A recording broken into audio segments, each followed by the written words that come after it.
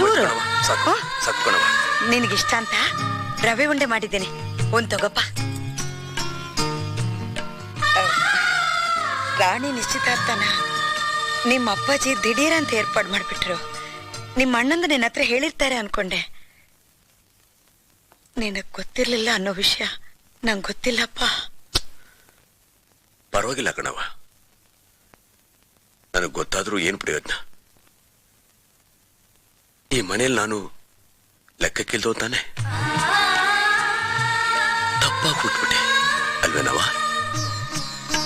ನನ್ಗೊಂದೇ ಒಂದು ಆಸೆ ಕಣವ, ಮುಂದಿನ ಜನ್ಮದಲ್ಲಿ ಮನುಷ್ಯನಾಗಿ ಹುಟ್ಟಿ ಇದೇ ಮನೇಲಿ ಹುಟ್ಟಿ ಅಪ್ಪಾಜಿ ಮೆಚ್ಚುವಂತ ಮಗನಾಗಿ ಬಾಳ್ಬೇಕು.